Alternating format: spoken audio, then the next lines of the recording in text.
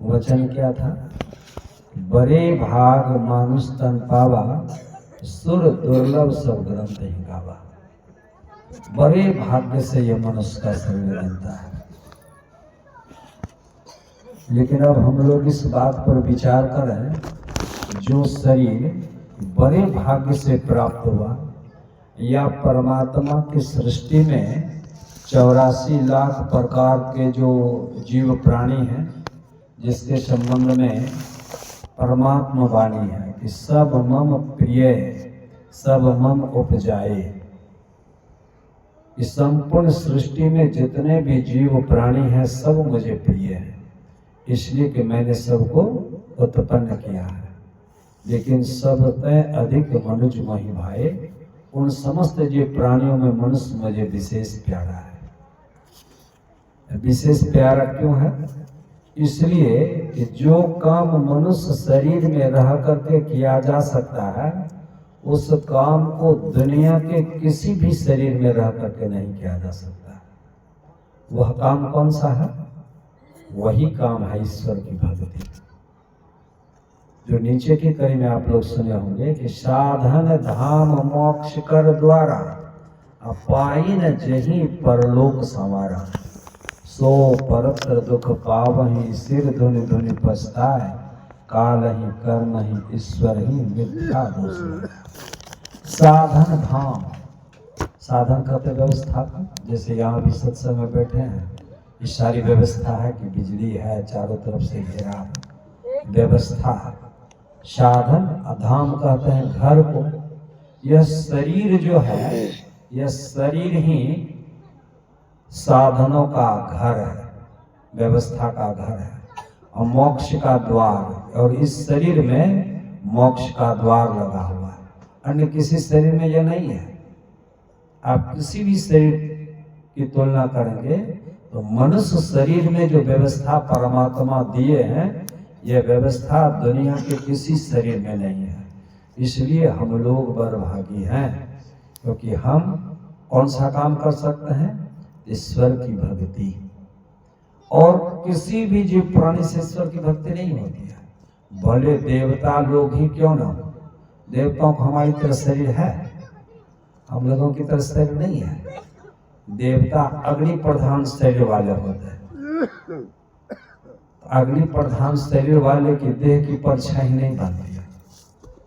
तो देवताओं को हमारी तरह स्वतंत्र शरीर नहीं होने के कारण ईश्वर की भक्ति नहीं कर सकता है।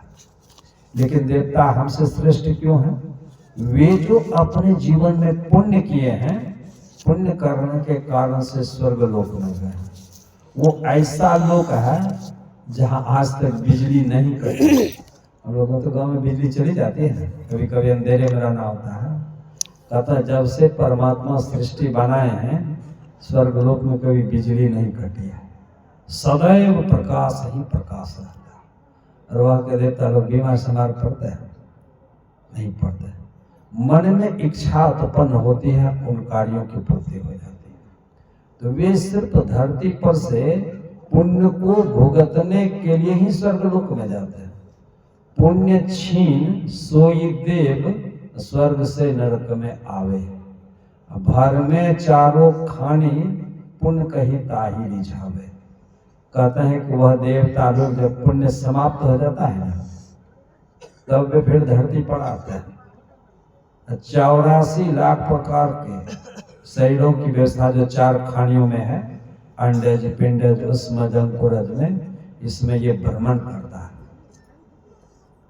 इसलिए हमारे तुलसी साहब हुए, तुलसी साहब कहते तुलसी सतमत तद कहो, स्वर्ग पर करो खखार।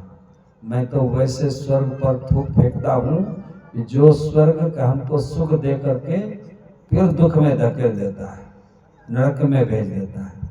इससे तो बढ़िया ये मनुष्य की देह है। आप ईश्वर की भक्ति करेंगे तो मोक्ष को प्राप्त कर लेंगे। यदि कोई व्यक्ति अपने जीवन में 100 अश्वमेघ यज्ञ करेगा तो उसको इंद्र का पद प्राप्त होता है।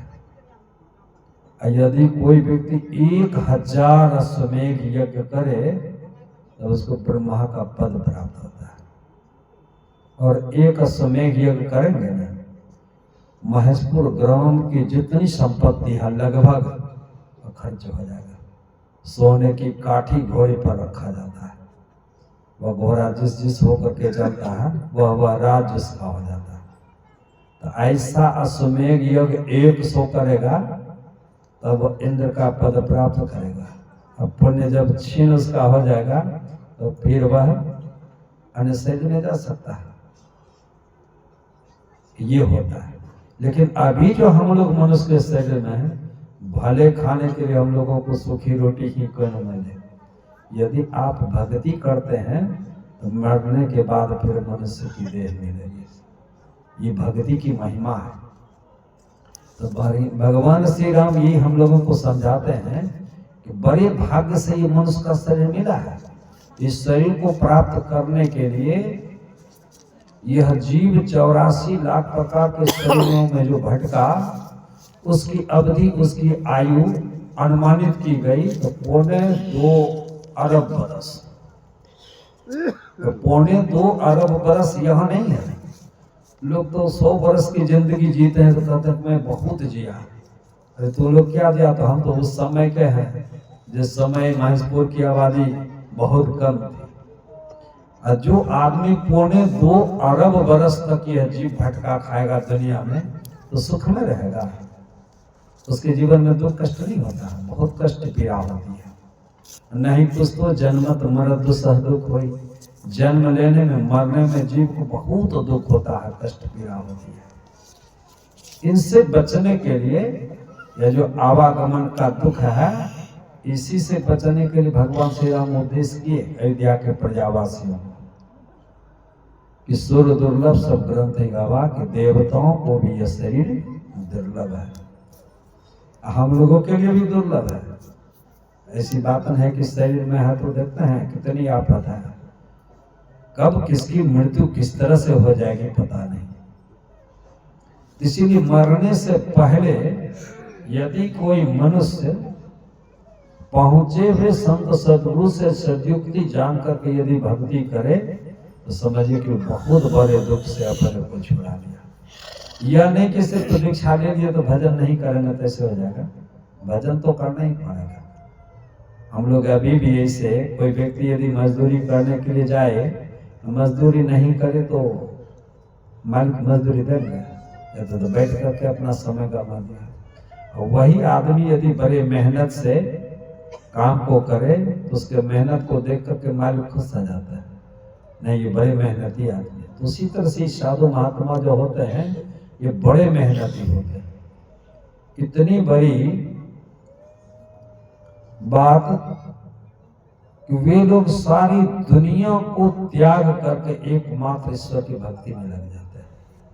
इसलिए उनकी दुनिया में बड़ी महिमा है महापुरुषों की। जिस काम को करने के लिए आए तो उसको कर लिए, जो जानना था जान लिए। तो सब कामों का जो अंत कर लेते हैं वही अंत में संत बन जाते हैं। तो वैसे संत महापुरुषों का विचार सुन रहे थे। संत कबीर साहब की वाणी में आया है कि आया है सो जाएंगे, राजा रंक फकीर, जो कोई भी इस दुनिया में आए हैं सबको जाना है। लेकिन जाने में फर्क बताए कि एक सिंहासन चले चले को बंधे जाए जंजीर। यही ना हम लोग को विचार करना है, क्योंकि मनुष्य एक विवेकशील प्राणी है, विचार इसके पास है, ये सब कुछ विचार सकता है। और दुख को दुनिया में कोई पसंद नहीं करता है, चाहे कोई भी आदमी हो, सब कोई सुख चाहता है और सुख चाहता है, उसके लिए प्रयास भी करता है।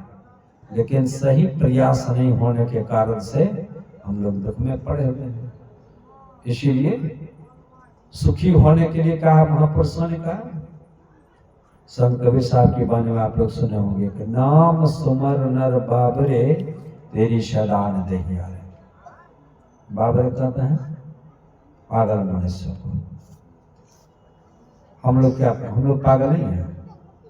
महापुरुषों के ज्ञान की दृष्टि से हम लोग भी पागल हैं, क्योंकि जिस कारण हमको मनुष्य की देह मिली, जिस काम को करने के लिए, उस काम को छोड़ करके जो काम सदैव हमारे साथ नहीं रहेगा उस काम में लगे रहते।